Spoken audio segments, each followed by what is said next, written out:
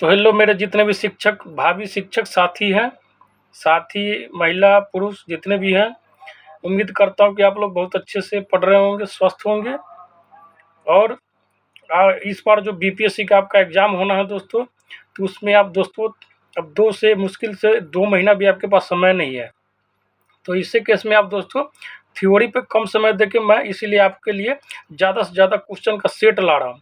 मैं ये टारगेट लेके चला हूँ कि 1.5 महीने के अंदर आपको कम से कम 60 से 70 सेट करा दूँ, जिससे कि आपका कम से कम 3 से 4 हज़ार क्वेश्चन हर सब्जेक्ट का इम्पोर्टेंट क्वेश्चन मैं आपको करवा दूँ, ताकि आप जब क्वेश्चन एग्जाम में बैठे तो आपको कोई भी क्वेश्चन जो ऐसा लगे ही नहीं कि इसको नहीं देखे।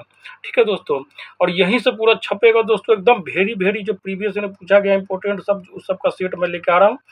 तो दोस्तों वीडियो में लास्ट तक बने रहिएगा, और मैं आपको याद करने का भी ट्रिक बताऊंगा बीच बीच में, जो मुश्किल चीज़ होगा। तो वीडियो को ज़्यादा से ज़्यादा देखिएगा, अपने दोस्तों के साथ शेयर भी कीजिएगा। तो शुरू करते हैं आज के सेशन का पहला क्वेश्चन सेट का।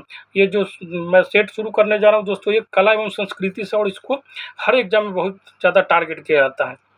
और तो लड़के क्या करते हैं, इसको नज़रअंदाज करते, लेकिन नज़रअंदाज नहीं करना है, क्योंकि अगर आपको शिक्षक बनना है वेतनमान का, तो हर चीज़ पढ़ना है। और इतना मेहनत कीजिए, इतना मेहनत कीजिए कि पहले बार में ही शिक्षक बनना है दोस्तों। तो आइए आज के क्वेश्चन सेट के पहले क्वेश्चन पे। तोता ये हिंद के नाम से किसे जाना जाता है? तोता ये हिंद के नाम से किसे जाना जाता है दोस्तों? तो अमीर खुसरो को जाना जाता है। किसको? अमीर खुसरो को जाना जाता है दोस्तों। किसको? अमीर खुसरो को तोता ये हिंद के नाम से जाना जाता है। इसका आवाज़ वगैरह भी बहुत सुरीला था दोस्तों। इसका कहानी भी बहुत लंबा चौड़ा है, लेकिन मैं उतना लंबा चौड़ा पे नहीं जाऊंगा दोस्तों, क्योंकि आपके पास समय बहुत कम है। और मैं चाहता हूं कि ज़्यादा से ज़्यादा आपको कंटेंट प्रोवाइड करूं, ये ना कि एक कहानी को लो कि मैं आपको उसमें डिस्क्रिप्शन करते रहूँ, और पता चला कि आपको पता है कि 120 क्वेश्चन आना है, ये क्वेश्चन तो आना नहीं है, ये क्वेश्चन में पूरा सेशन निकाल दूँ। तो आपके लिए यूजफुल सेशन मैं चाहता हूँ ज़्यादा से ज़्यादा बना। तो आते हैं आज के सेशन के क्वेश्चन नंबर 2 पे। वेदों की ओर लौटो का नारा किसने दिया था? वेदों की ओर लौटो का नारा किसने दिया था दोस्तों? तो आर्य समाज ने क्या बोला था कि वेद की ओर लौट जाओ, वेद की ओर फिर से लौट जाओ। किसने नारा दिया था? आर्य समाज ने नारा दिया था। अब आते हैं आज के सेशन के क्वेश्चन नंबर 3 पे। कुचिपुड़ी नृत्य शैली किस राज्य से संबंधित मानी जाती है?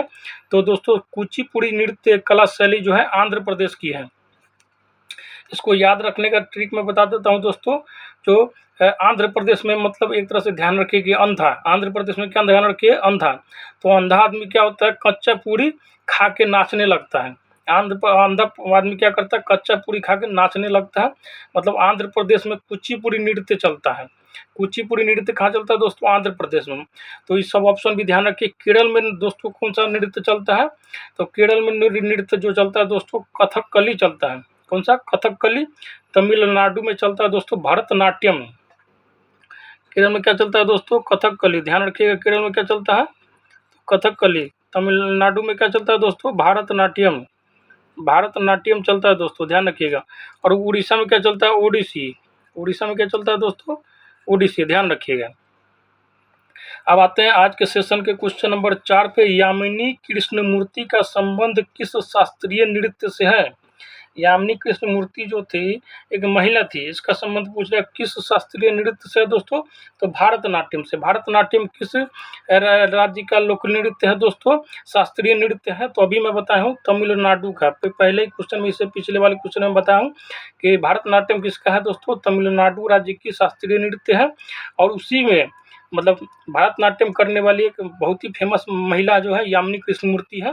ध्यान रखिएगा। तो यामिनी कृष्णमूर्ति का संबंध किस शास्त्रीय नृत्य से है? तो भारतनाट्यम से है। अब आते हैं क्वेश्चन नंबर 5 पे। रंगोली भारत के किस क्षेत्र की प्रमुख लोक कला शैली है? प्रमुख लोक कला शैली किसकी है? महाराष्ट्र की। रंगोली कहाँ पे फेमस है दोस्तों? महाराष्ट्र में। ठीक है। जो आप आज से 15-20 साल पहले की कहानी में बता रहा हूँ दोस्तों। रंगोली एक आती भी आता था चैनल पे, दूरदर्शन पे आता था। एक क्या कहते हैं, धारावाहिक टाइप का भी एक सीरियल आता था। ध्यान रखिएगा। इकेबाना किसका जापानी रूप है? इकेबाना किसका जापानी रूप है दोस्तों? तो फूलों की सजावट का। फूलों की सजावट का मतलब फूलों की सजावट को जो जापानी में क्या बोलते हैं दोस्तों? इकेबाना बोलते हैं। फूलों की सजावट को decoration of flowers, is called ikebana in जापानी फॉर्म। ध्यान रखिएगा, जापानी रूप में फूलों की सजावट को इकेबाना कहा जाता है दोस्तों, ध्यान रखिए। अब आते हैं दोस्तों आज के क्वेश्चन नंबर 7 पे। हिंदुस्तानी संगीत का सर्वाधिक प्राचीन घराना है। हिंदुस्तानी संगीत का सर्वाधिक प्राचीन घराना क्या है दोस्तों? ग्वालियर घराना। यहाँ पे ग्वालियर घराना, घराना मतलब होता है दोस्तों वंश, कुल, यही। प्राचीनतम हिंदुस्तानी गायन शैली है। प्राचीनतम हिंदुस्तानी गायन शैली क्या है दोस्तों? ध्रुपद। दोस्तों गांव वगैरह में ध्रुपद वगैरह, सवेरे में ठुमरी वगैरह चलता है, ध्यान रखिएगा। प्राचीनतम हिंदुस्तानी गायन शैली क्या है? बूढ़े लोग जो है आज भी ये सब उतरा सवेरे में गाते रहते हैं, ध्रुपद, ठुमरी सब। तो याद रखिएगा, प्राचीनतम हिंदुस्तानी गायन शैली क्या है? ध्रुपद। और सबसे प्राचीन हिंदुस्तानी संगीत घराना कौन सा है? ग्वालियर घराना। सबसे प्राचीन वाद्य यंत्र निम्नलिखित में से कौन सा है? सबसे पुराना वाद्य यंत्र कौन सा है दोस्तों? तो ध्यान रखिएगा, बीना। सरस्वती माता जो हाथ में बीना रखी रहती है, वही बीना जो है हमारे जो भारत का सबसे प्राचीन वाद्य यंत्र है, ध्यान रखिएगा। भारत में चित्रकला किसके समय में प्रसिद्धि के शिखर पहुंचा था दोस्तों? बड़ा अच्छा क्वेश्चन है, इसको ध्यान रखना है दोस्तों। तो जहांगीर के शासनकाल में क्या हुआ था? चित्रकला टॉप लेवल पर पहुंच गया था। उसी तरह से पूछा जाता है कि स्थापत्य कला मतलब भवन निर्माण कला या आर्किटेक्चर कला जो है शाहजहां के शासनकाल में बहुत टॉप लेवल पे गया था। उसी के शासनकाल में आगरा का ताजमहल बना था, जो आज भी जिसको नाम लेकर दोस्तों भारत के लोग गौरव करते हैं, और विदेशी जो आता है सबसे पहले ताजमहल देखने जाता है, कुतुब मीनार देखने जाता है, ये सब देखने जाता है। तो इसी से अनुमान लगा सकते हैं कि शाहजहां के शासनकाल में किस तरह का स्थापत्य कला था। तो यहाँ पे जो क्वेश्चन है चित्रकला, तो चित्रकला सबसे ज़्यादा जहांगीर के शासनकाल में फेमस हुआ था। बनी ठनी किस चित्र शैली से संबंधित है? बनी ठनी किस चित्र शैली से संबंधित है दोस्तों? तो इसको याद रखिएगा, किशनगढ़ शैली से। बनी ठनी किस चित्र शैली से संबंधित है? तो किशनगढ़ शैली से है। ठीक है दोस्तों, अब आते हैं क्वेश्चन नंबर, भागवत धर्म के प्रवर्तक निम्नलिखित में से कौन थे? भागवत धर्म के प्रवर्तक निम्नलिखित में से कौन थे दोस्तों? तो कृष्ण थे। कौन थे? भागवत धर्म के प्रवर्तक कौन थे? निम्नलिखित में से कृष्ण थे। पुराणों की कुल संख्या कितनी है दोस्तों? अगर आप हिंदू धर्म से है तो आपको पता ही होना चाहिए कि पुराण हमारे टोटल पुराणों की संख्या कितनी है? 18 है दोस्तों। कितना है? 18 पुराण है। कितना है दोस्तों? 18 पुराण है, जिसमें मत्स्य पुराण, विष्णु पुराण, ये सब इम्पोर्टेंट है दोस्तों। आते हैं आज के सेशन के क्वेश्चन नंबर 14 पे। भारतीय दर्शन की आरंभिक विचारधारा है। भारतीय दर्शन की आरंभिक विचारधारा क्या है दोस्तों? सांख्य दर्शन विचारधारा क्या है? सांख्य विचारधारा है, ध्यान रखिएगा दोस्तों। भारतीय दर्शन की आरंभिक विचारधारा क्या है दोस्तों? सांख्य विचारधारा। कपिल मुनि के द्वारा सांख्य विचारधारा दिया गया था दोस्तों, ध्यान रखिएगा। अष्टांगिक मार्ग किस धर्म से संबंधित है दोस्तों? अगर आपने बौद्ध धर्म को पढ़ा होगा तो दोस्तों देखते ही चमक जाएगा कि अष्टांगिक मार्ग का विचार सबसे पहले किसने दिया था दोस्तों? तो गौतम बुद्ध ने दिया था। तो इसलिए बौद्ध धर्म से यह संबंधित है। ओणम किस राज्य का प्रमुख त्यौहार है दोस्तों? तो ओणम जो है केरल राज्य का प्रमुख त्यौहार है दोस्तों, ध्यान रखिएगा। केरल राज्य में जब फसल का कटाई होता है तो उस समय क्या होता है, खुशी में ओणम त्यौहार मनाया जाता है। तमिलनाडु में उसी तरह से पोंगल त्यौहार बहुत ज़्यादा फेमस है। पश्चिम बंगाल में माँ दुर्गा का पूजा काली के रूप में किया जाता है, बहुत फेमस है। तो ध्यान रखिएगा दोस्तों। आता है क्वेश्चन नंबर 17 पे। पुरी में रथ यात्रा किसके सम्मान में निकाली जाती है? रथ यात्रा जो है उड़ीसा के पुरी से किसके सम्मान में निकाली जाती है दोस्तों? तो भगवान जगन्नाथ के सम्मान में। जगन्नाथ भगवान के सम्मान में क्या पुरी में रथ यात्रा निकाली जाती है दोस्तों, ध्यान रखिएगा। सप्त रथ मंदिर कहाँ अवस्थित है? सप्त रथ मंदिर कहाँ अवस्थित है दोस्तों? तो है महाबलीपुरम में। कहाँ पे दोस्तों? महाबलीपुरम में। श्रवण बेलगोला में गोमतेश्वर की मूर्ति का निर्माण किसने करवाया था? श्रवण बेलगोला में गोमतेश्वर की मूर्ति का निर्माण किसने करवाया था दोस्तों? तो इसका आंसर होगा दोस्तों चामुंड राय। किसने करवाया था दोस्तों? चामुंड राय ने श्रवण बेलगोला में गोमतेश्वर की मूर्ति का निर्माण करवाया था। अब आते हैं क्वेश्चन नंबर 20 पे। प्रख्यात सांस्कृतिक केंद्र भारत भवन स्थित है।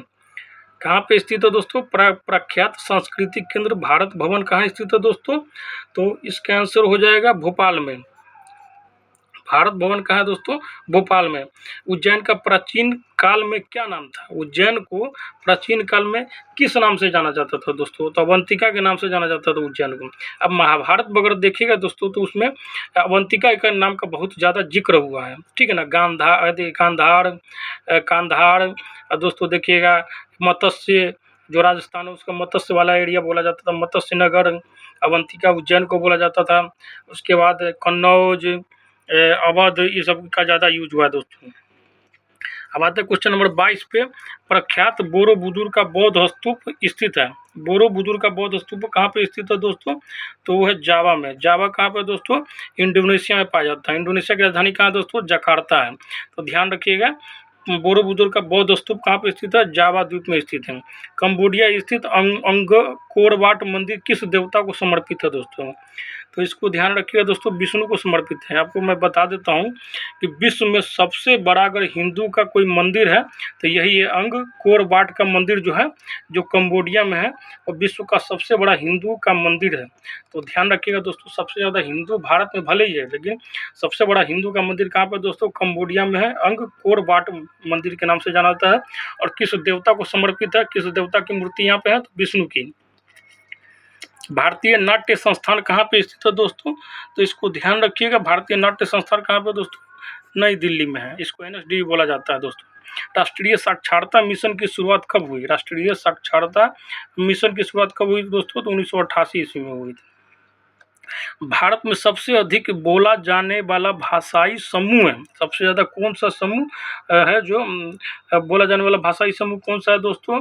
तो इसको ध्यान रखिएगा, इंडो आर्यन भाषा जो है सबसे ज़्यादा भारत में बोला जाता है। तो उम्मीद करता हूँ दोस्तों क्वेश्चन नंबर 26 तक अच्छे से समझ में आया होगा। अब आते हैं क्वेश्चन नंबर 27 पे। भारत की सर्वाधिक प्राचीन लिपि कौन सी है दोस्तों? तो भारत की जो सबसे अधिक प्राचीन लिपि है, जो ऑप्शन दिया गया दोस्तों, उसमें ब्राह्मी लिपि है। और दोस्तों हम लोग अभी कौन सी लिपि को फॉलो करते हैं? तो दोस्तों देवनागरी की लिपि को फॉलो करते हैं। ध्यान रखिएगा, किसके प्रतीक चिन्ह में बहुजन हिताय बहुजन सुखाय अंकित है? कह रहा है कि किसके प्रतीक चिन्ह में बहुजन हिताय और बहुजन सुखाय अंकित है दोस्तों? तो आकाशवाणी में है, ठीक है, ध्यान रखिएगा। भारत में पुनर्जागरण का जनक किसे कहा जाता है? बड़ा अच्छा क्वेश्चन है दोस्तों, अब बड़ा पूछता है एग्जाम में, इसको ध्यान रखिएगा। पुनर्जागरण का जनक किसको कहा जाता है? राजा राममोहन राय। ये दोस्तों बहुत ही दूरदर्शी विचारधारा के आदमी थे। इसने ही सबसे पहले सती प्रथा को खत्म करने का विचार दिया था।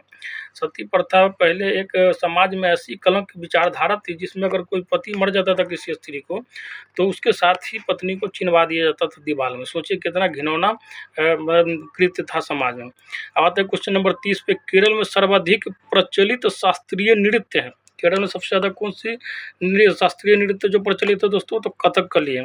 भारतनाट्यम कहाँ की है दोस्तों? तमिलनाडु की है। मोहिनीअट्टम भी दोस्तों एक तरह से कहिएगा तो केरल में क्या कहते हैं दोस्तों होता है, लेकिन सबसे ज़्यादा जो प्रचलित है दोस्तों तो कथकली जो है केरल में। कुचिपुड़ी आंध्र प्रदेश में दोस्तों, और तमिलनाडु भरतनाट्यम जो है तमिलनाडु में है, किया जाता है। तो उम्मीद करता हूँ क्वेश्चन आपको समझ में आया होगा। इसका आंसर क्या होगा दोस्तों? कथकली होगा। अब आते हैं, मात्र 16 वर्ष की आयु में किस नृत्यांगना को गुरुदेव रविंद्रनाथ ठाकुर ने कथक साम्राज्ञी कहकर गौरवान्वित किया था? बड़ा अच्छा क्वेश्चन है दोस्तों। किसने किसको कहा था दोस्तों? तो इसका आंसर हो जाएगा सितारा देवी को। सितारा देवी को 16 वर्ष की अवस्था में रविंद्रनाथ ठाकुर ने कथक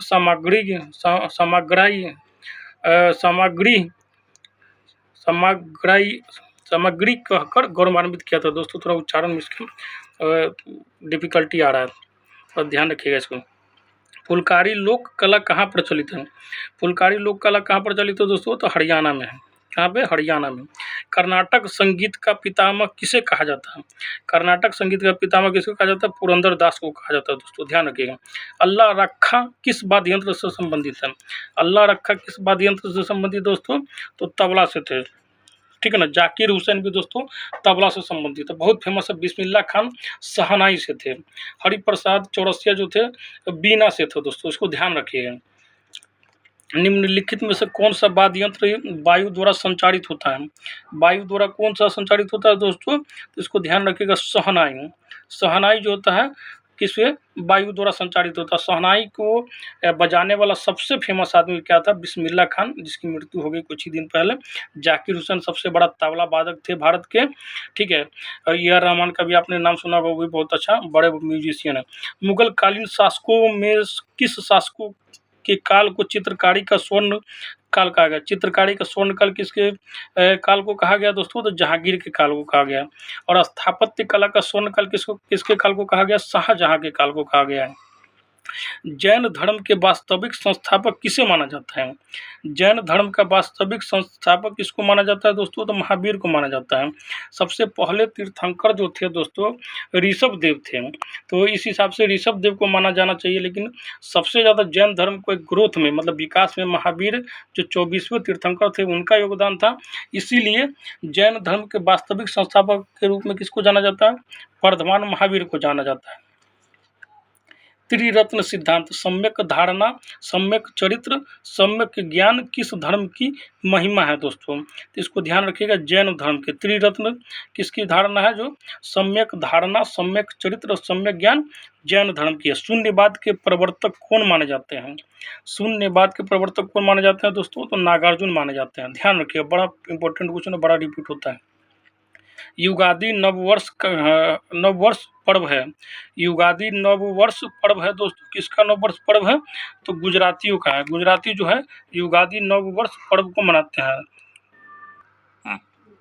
तो दोस्तों आज के जो सेशन में अगर आपको लिए थोड़ा भी यूजफुल हो रहा है तो दोस्तों चैनल को जरूर सब्सक्राइब करें, दोस्तों के बीच शेयर करें और ज़्यादा से ज़्यादा चैनल को प्रमोट करें दोस्तों।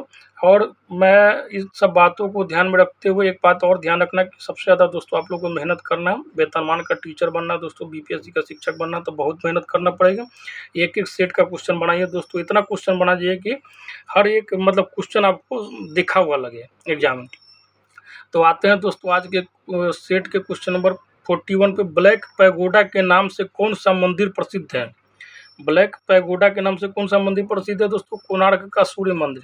कोणार्क का सूर्य मंदिर जो है ब्लैक पैगोडा के नाम से फेमस है दोस्तों, बड़ा पूछा जाता है, इसको ध्यान रखिएगा, ब्लैक पैगोडा। अब आते हैं दोस्तों क्वेश्चन नंबर 42 पर। मंदिरों की उत्तर शैली किस नाम से जानी जाती है? देखिए दोस्तों इसमें 2-3 बातों को ध्यान रखिएगा। जो हमारा उत्तर भी जो इंडिया है, नॉर्थ इंडिया जो है, जैसे उत्तर प्रदेश हुआ, बिहार हुआ, एमपी हुआ, राजस्थान हुआ, ये सब एरिया में जो मंदिर जो बनती है नागर शैली की बनती है। किस शैली की बनती है दोस्तों? नागर शैली बनती है। अगर साउथ इंडिया में आप चले जाइए दोस्तों, नॉर्थ इंडिया के मंदिर का जो स्थिति है, और साउथ इंडिया में जाइएगा तो दोस्तों वो द्रविड़ शैली की बनती है। कहाँ पे? द्रविड़ शैली की बनती है। साउथ इंडिया में जाइएगा तो क्या होता है? द्रविड़ शैली की मूर्ति रहती है। इसीलिए देखते हुए होइएगा दोस्तों कि नॉर्थ इंडिया में जो मूर्ति है और साउथ इंडिया का जो क्या कहते हैं, सॉरी, साउथ इंडिया में जो मंदिर है, दोनों का बनावट में बहुत अंतर दिखता होगा। साउथ इंडिया में बहुत बड़ा बड़ा मंदिर बनता है और बड़ा छोटा छोटा आर्किटेक्ट रहता है, बड़ा सुंदर एकदम मनोभावन रहता है। तो इसको ध्यान रखिएगा। जो अपने साइड में जो नॉर्थ इंडिया में है वो नागर शैली में है और साउथ इंडिया में जो है द्रविड़ शैली में, ध्यान रखिएगा। वीर भूमि किससे संबंधित है? वीर की भूमि जो क्या बोलते हैं, सब क्या स्मारक स्थल जो है किससे संबंधित है दोस्तों? तो राजीव गांधी से संबंधित है। राजीव गांधी को मिस्टर क्लीन भी बोला जाता था, उनका छवि ऐसा था। अंकोर वाट कहाँ अवस्थित है दोस्तों? तो कंबोडिया में। अभी पढ़ाया था आपको दोस्तों कि विश्व का सबसे बड़ा हिंदू का मंदिर जो है अंकोर वाट कंबोडिया में है। और किस देवता को समर्पित है दोस्तों? तो विष्णु जी को है। अब आता है क्वेश्चन नंबर 45 पे। भारतीय पुरातत्व विज्ञान का जन्मदाता किसे कहा जाता है? भारतीय पुरातत्व विज्ञान का जन्मदाता किसे कहा जाता है दोस्तों? तो अलेक्जेंडर कनिंघम को कहा जाता है। भारतीय पुरातत्व विज्ञान मतलब इंडियन आर्कियोलॉजिकल साइंस का जन्मदाता है। मतलब क्या होता है, एक तरह से बोल सकते हैं मतलब गॉड फादर किसको बोला जाता है? तो अलेक्जेंडर कनिंघम को बोला जाता है। भारतीय शिक्षा के 10+2+3 आकार की सिफारिश किसने की थी दोस्तों? ये क्वेश्चन तो दोस्तों आप अगर शिक्षक बनना चाह रहे हैं तो याद होना चाहिए, क्योंकि पूरा शिक्षक पे है और जैसे मतलब शिक्षा के पैटर्न पे है। तो किस पे थी दोस्तों? तो कोठारी आयोग पे थी। 10+2+3 के सिफारिश किस आयोग पे थी? कोठारी आयोग पे। उर्दू किस भाषा का शब्द है? कह रहा है कि उर्दू जो है किस भाषा का शब्द है दोस्तों? तो ध्यान रखिएगा, तुर्की का। उर्दू किस भाषा का शब्द है दोस्तों? तुर्की का। अशोक के शिलालेखों की लिपि क्या है? अशोक के शिलालेखों की लिपि कौन क्या थी दोस्तों? ब्राह्मी लिपि थी। और भारत की सबसे पुरानी लिपि भी क्या है? ब्राह्मी ही है। दूरदर्शन की प्रथम समाचार वाचिका कौन थी? प्रथम समाचार वाचिका का मतलब होता है कि बोलने वाली। तो ये ध्यान रखिएगा दोस्तों, ये क्या थी? प्रतिमा पुरी थी। पर दूरदर्शन की प्रथम समाचार वाचिका कौन थी दोस्तों? प्रतिमा पुरी थी। विश्व में डाकघरों का सबसे बड़ा जाल किस देश में पाया जाता है? तो भारत में पाया जाता है दोस्तों। पोस्ट ऑफिस जो है विश्व में सबसे ज़्यादा जो है भारत में ही है, क्योंकि भारत के लोग जो है ना इधर से उधर बहुत काम को करते हैं, भेजते होते हैं। तो अगर दोस्तों थोड़ा भी सेशन हमारा पसंद आया हो तो ज़रूर हमारे चैनल को सब्सक्राइब कीजिए, दोस्तों में शेयर कीजिए, ज़्यादा से ज़्यादा चैनल को प्रमोट कीजिए। और उम्मीद करता हूँ कि आप हमारे वीडियो से जुड़े रहिएगा, चैनल से जुड़े रहिएगा। तो मैं एग्ज़ाम आते दोस्तों मैं आपको कम से कम 60 से 70 सेट लगवा दूंगा, एक एक क्वेश्चन का धुआं कर दूंगा दोस्तों हर सब्जेक्ट से। एक भी कॉन्सेप्ट आपका क्लियर आती है, कन्फ्यूजन में नहीं रहेगा और आप आराम से एग्ज़ाम पास कर जाइएगा। लेकिन आपको कंटिन्यू इस सेशन से जुड़ते रहना होगा और हमारे चैनल से जुड़ते रहना होगा। थैंक यू दोस्तों।